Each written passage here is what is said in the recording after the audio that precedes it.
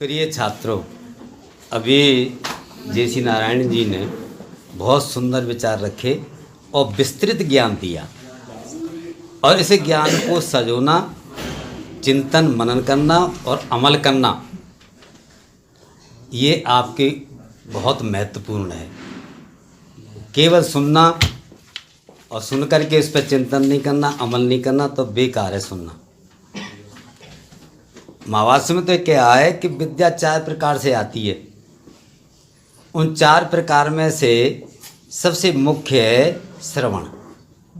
जो व्यक्ति ढंग से सुनता है, ध्यान से सुनता है और चिंतन मनन करता है, वह विद्या स्थायी हो जाती है और उसके जीवन को उज्जवल बना देती है। अभी आप सुन रहे थे, आप विद्यार्थी हैं, छात्र हैं। छात्र का मतलब होता है छादयति दोषान या छादयति गुरु दोषान इति छात्र।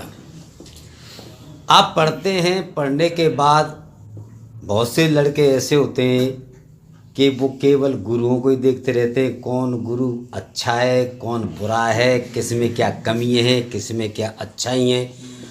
लेकिन मैंने जो दिया इसकी परिभाषा ये है कि जो छात्र वही है जो गुरु के दोषों को ढक देता है, छादयति ढक देता है और अच्छाइयों को ग्रहण करता है और जगह जगह जा कर के उनमें जो अच्छाइयाँ उनका प्रचार और प्रसार करता है।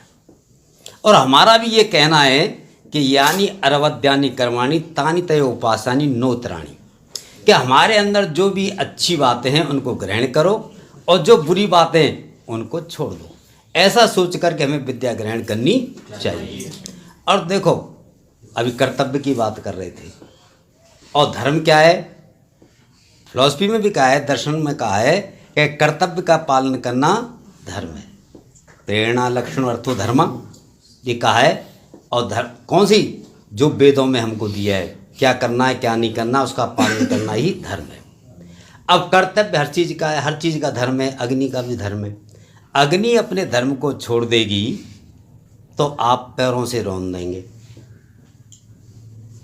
और जब तक अग्नि अपने धर्म को नहीं छोड़ेगी तो आप उसके पास नहीं जाएंगे और उसका समुचित उपयोग करेंगे। इसलिए विद्यार्थियों से मेरा ये कहना है कि अपने अपने धर्म का पालन करना चाहिए। विद्यार्थियों का भी धर्म है। कहने का मेरा मतलब है, आप यहाँ आए तो आप क्या बनने के लिए आए हैं? कि आप बड़ा बनने के लिए आए हैं। क्या बनने के लिए? कि हम पढ़ लिख करके बड़े आदमी बने। सबकी यही लालसा है, छोटा नहीं, बड़ा बनने के लिए आए। और इसीलिए अपने जीवन को खपा रहे। माँ बाप ने इसी उद्देश्य से भेजा है कि हमारा बच्चा पढ़ लिख करके बड़ा आदमी बन जाए, चाहे वो IAS बने, चाहे वो प्रोफेसर बने, चाहे कोई टीचर बने, चाहे क्लर्क बने, लेकिन बड़ा आदमी बने। ये सब की तमन्ना इस सोच करके आपको भेजा है। तो बड़ा बनाया तो सबसे पहले मैं तुमको यही बता देना चाहता हूँ कि बड़ा बनने के लिए जो बड़ा है ना, जो बाजार में बनता है, जिसको हम खाते हैं,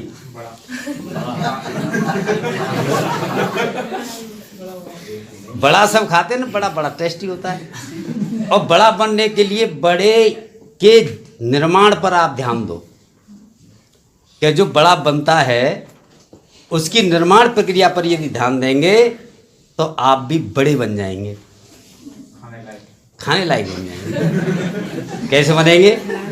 कि देखो, जब बड़ा बनाते हैं, सब जानते हैं उसकी निर्माण प्रक्रिया को।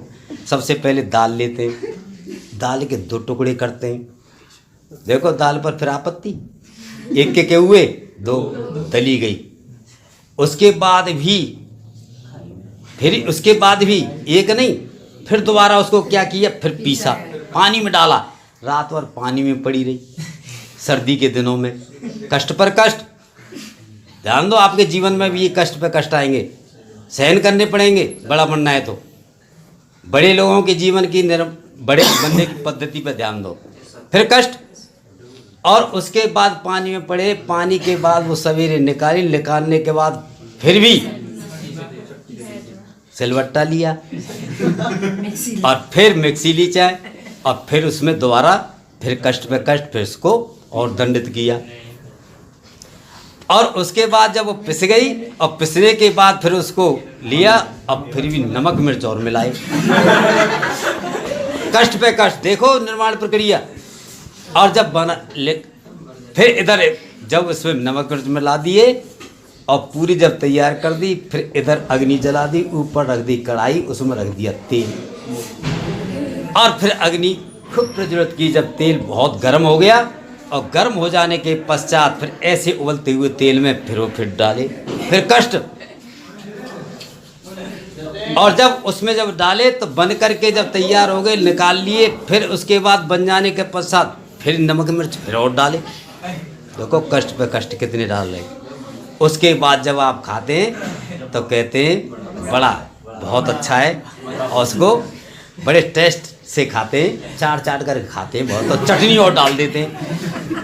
तो कहने का मतलब आपको बड़ा बनने के लिए बड़े की तरह से कष्ट सहन करने पड़ेंगे, तभी आप जाकर के बड़े आदमी बनेंगे। अब विद्या ग्रहण करना चाहते हैं और सीधा कहते हैं कि हम विद्वान बन जाएं, वनडे सीरीज ले आएं, शाम को पढ़ो। पहले तो आती थी कौन सी सीरीज, वन वीक सीरीज। अब नहीं, अब लड़के बहुत से ऐसे आते हैं मेरे पास, बहुत से ऐसे आते हैं जिन्हें पता ही नहीं, गुरुजी अब ना अब तो ये बताओ शाम को आएंगे कि सवेरे पेपर देने जाना है, ऐसी युक्ति बता दो पास हो जाऊं। गलत नहीं कह रहा हूँ। तो विद्वानों ने क्या किया, वनडे सीरीज निकाल दी, शाम को पढ़ो, रात भर पढ़ो और सवेरे परीक्षा दे आओ। मैं यहाँ की घटना बता के थोड़ा टाइम लूँगा। देखो मेरी यहाँ 10 नंबर में ड्यूटी और परीक्षा चल रही थी, कमरा नंबर 10, ये जो छात्र संघ का पिछला कमरा है, और उसमें मेरी ड्यूटी, और उसमें बीए फाइनल का और ये याज्ञवल्क्य की स्मृति वगैरह जिसमें मनुस्मृति है उसका पेपर, ध्यान देना। उसमें मेरे स्टूडेंट भी थे पढ़ाए हुए, परीक्षा दे रहे थे, कुछ बाहर के भी थे।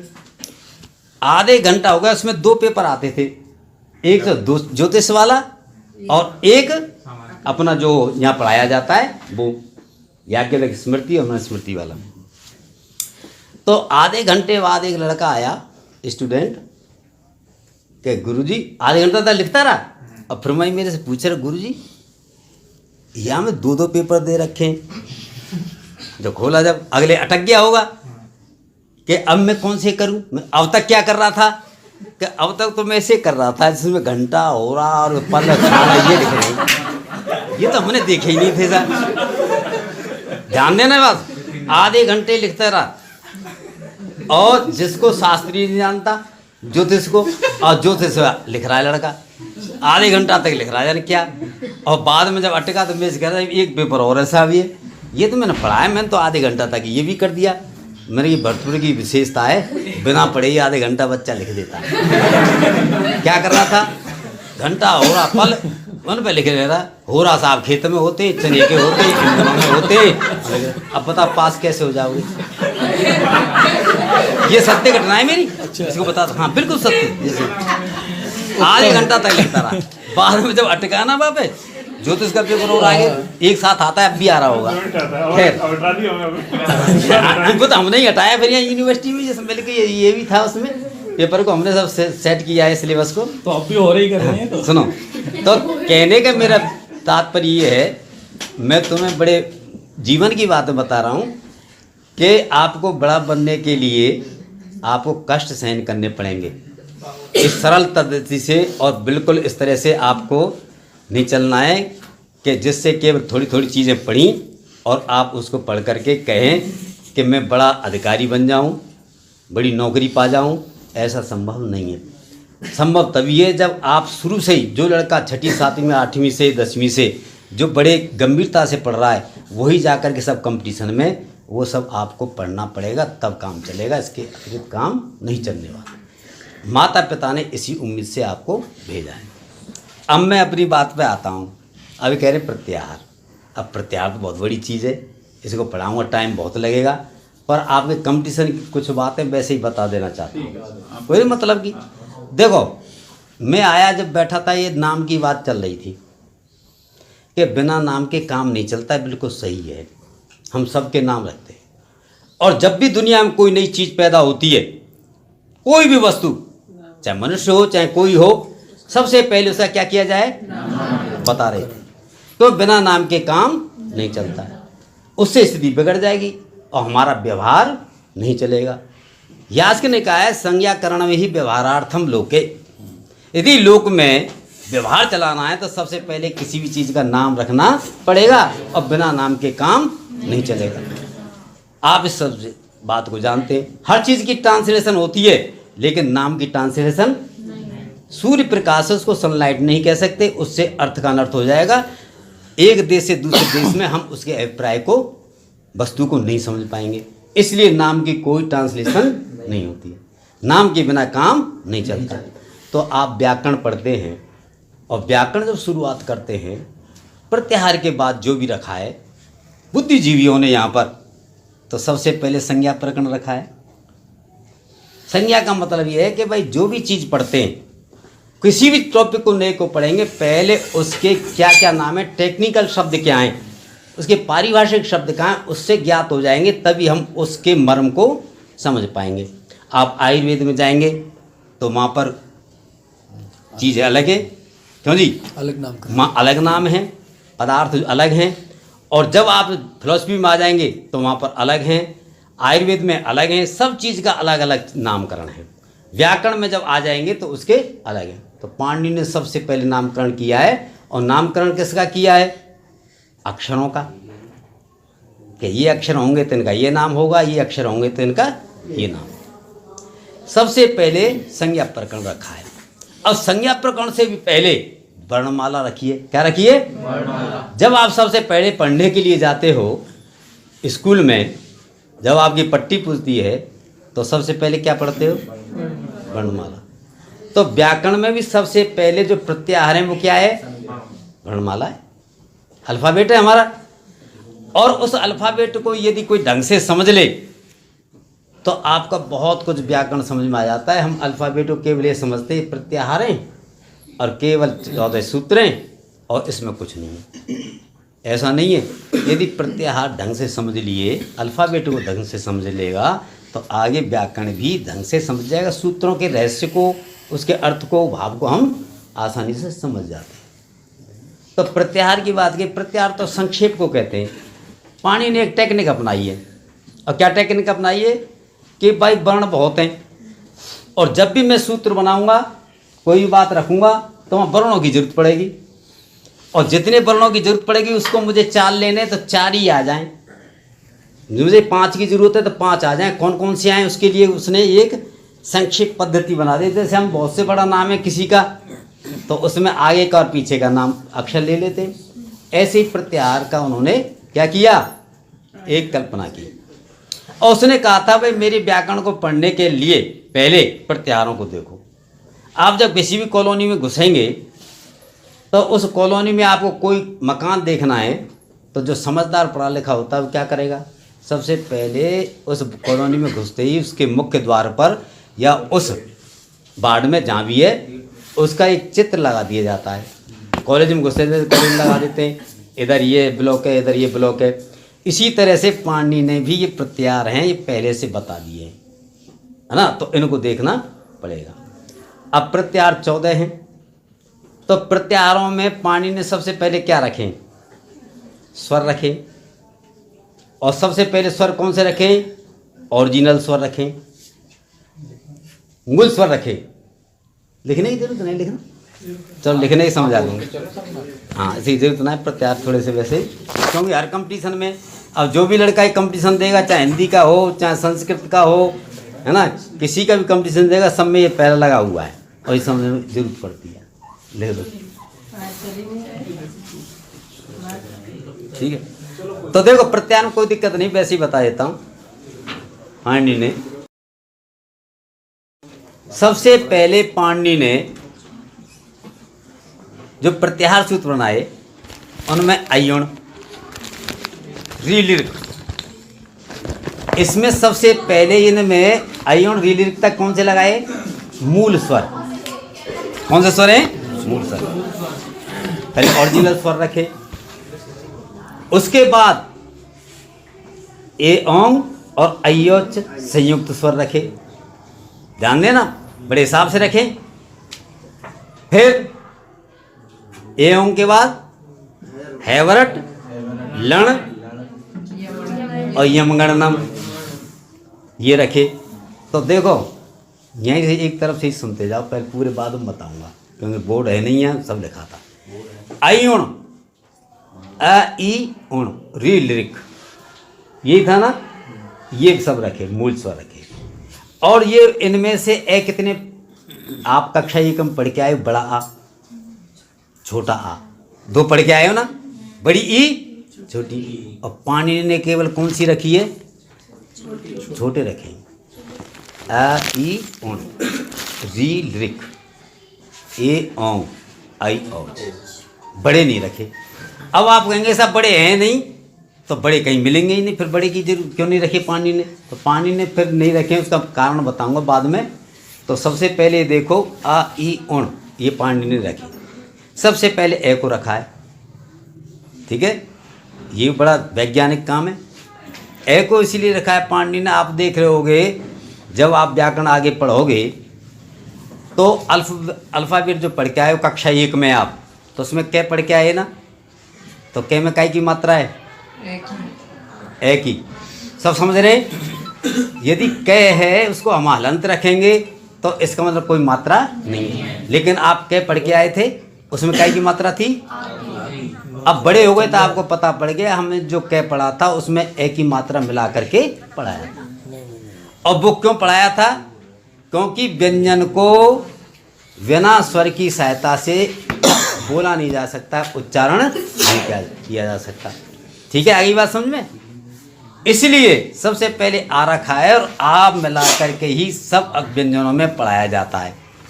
जो हम कक्षा एक हम पढ़ के आ रहे हैं आजकल, क्योंकि बिना उच्चारण, पाणिनि ने भी कहा है, बाद के व्याख्याकारों ने भी कहा है कि जो ए है वो उच्चारणार्थ है, उच्चारण के लिए है प्रत्याहारों में। कै में जो दिया है ना यहाँ, उच्चारण के लिए। देखो आ ई उण ये रखा है सबसे पहले, फिर री और री ये रखा है। ये यहाँ तक मूल स्वर हैं, ठीक है। तरीका देखो लिखने का। ए है, इसका परिवार कितना है? कितना परिवार है इसका? बोलो। 18 प्रकार का। ए कितने प्रकार का है? ए का जो परिवार है वो 18 है। इसके घर में कितने आदमी हैं? और ई के में कितने हैं? 18। तो बड़ी इसी में आ गई। पानी ने जो वेटेज दिया है वो छोटे को दिया है। आप निमंत्रणों में जाते हो तो किसका नाम लिखा जाता है? पहले पापा का लिखा जाता है, बड़े का। तो बड़े का लिख गया, समझ गए?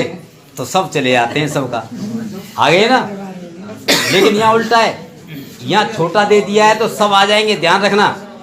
यहाँ छोटे को वेटेज दिया है, छोटा ए कह दिया तो 18 प्रकार का ए, ई है तो 18 प्रकार की ई, ध्यान देना परिवार से। तब ऊ है तो 18 प्रकार का, और री है तो कितने प्रकार की है? 18। और जो लिरी है वो इसके कम हो गई, 12। ये 12 प्रकार की है। हाँ, इसका दीर्घ नहीं होता है, दी का दीर्घ। तो 12 हो गए। तो री लिरी मिलकर के होता है 63। री और लिरी ये दोनों मिलकर के इनको काउंट व्याकरण किया है कि ये 63 होते हैं। और सावर्ण्यम वाच्यम ये भी कहा है। अब यहाँ तक तो मूल स्वर है, ठीक। उसके बाद जो ए है ये मूल स्वर नहीं है, ये जोड़ करके बनाया है। और किससे जोड़ा है? ए। कहाँ पे नहीं बना?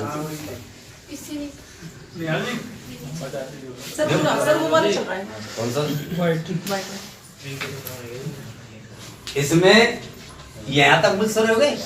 अब ये देखो अगला, ये अब वो ए है, ये ए, इसमें जो जुड़ा हुआ है क्या है? ए प्लस ई बराबर ये।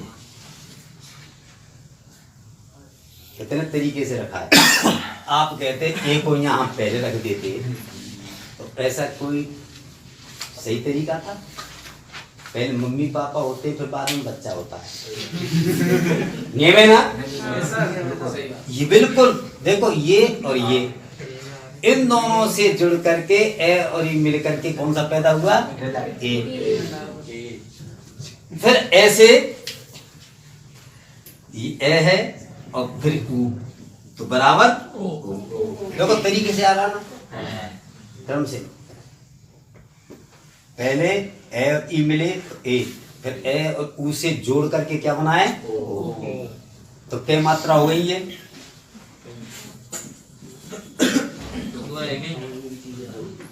तो जो छंद पढ़ते हैं लड़के वहां दिमाग लगाते हैं, वहां दिमाग लगाने की जरूरत नहीं।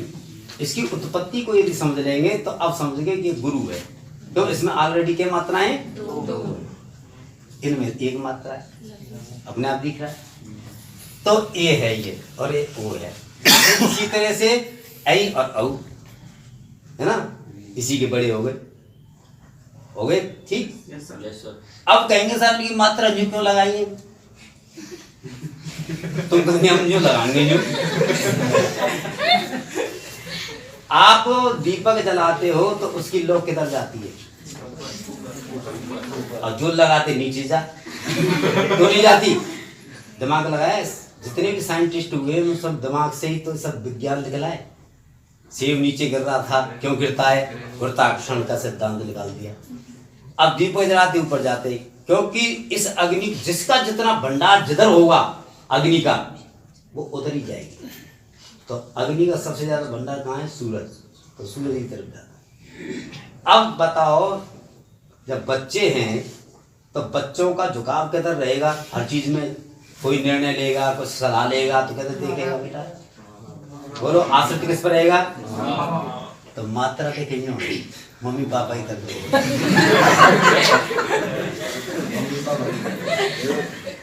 ठीक।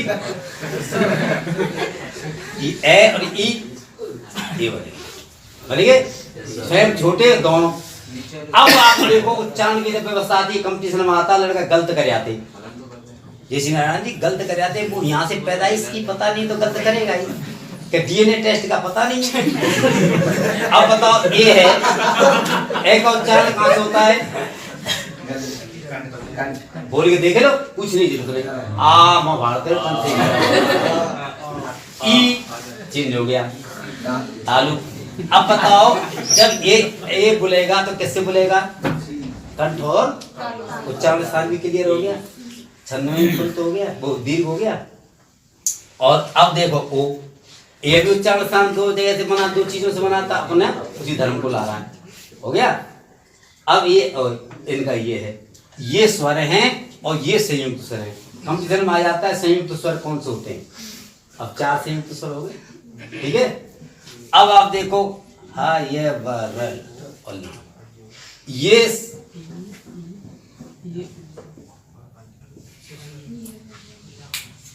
पहले तो इनको देखो, ये 12 प्रकार, ये 18 प्रकार के केवल लिरी है, वो 12 प्रकार के दोनों मिलकर के 63 हो गए, परिवार हो गया ना पूरा। अब इनके 12 क्योंकि इनका क्या नहीं होता? क्योंकि 2 से हुए हैं पैदा, तो इनमें 2 हैं तो बड़े ही हैं, तो ये 2 12 हो गए। अब है और रे का कोई सवर्णी नहीं होता, है और रे का कोई प्रवाद नहीं है। रेफोष्माणाम सवर्णाम समझी कहते हैं। तो रेफ का, रे का और है का कोई सवर्णी नहीं होता, इन्हें छोड़ो नहीं तो पहले, ठीक है। ये वे और ले, ये 2 प्रकार के होते हैं, 2 प्रकार के होते हैं। और 2 प्रकार कौन से? सानुनासिक और निरनुनासिक। कंपटीशन में आते हैं ये कि इनके 2 प्रकार के, इनका परिवार छोटा है। सबसे पहला बड़ा परिवार, उसके बाद छोटा, उसके बाद उससे भी तरीके से रखा है। मतलब कॉलोनी ऐसी बसाई है, बड़े बड़े परिवारों मकान जब बसाओगे कॉलोनी में इस तरह की बसावट है। अब कहेंगे साहब ये, अब यहाँ से हो जाते व्यंजन शुरू। देखो ये जो व्यंजन रखे हैं, सबसे पहले कौन सा रखे? वर्ग के 5 में 5 4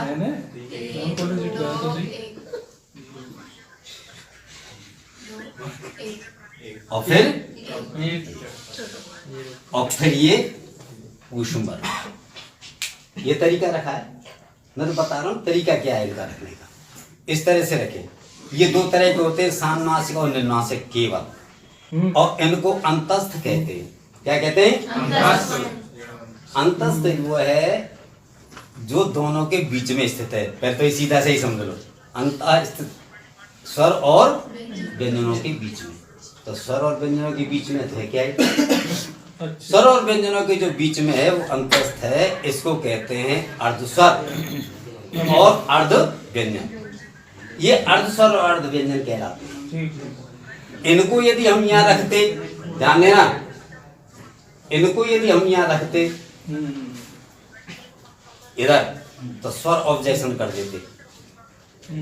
क्यों? ये हमारा अंश है, हमारा पुत्र है और हमारी आंखों के सामने रहना चाहिए। हमसे तो बहुत दूर रख दिया। बीच में अड़ंगा किसका लग गया? व्यंजनों का। यहाँ रख देते,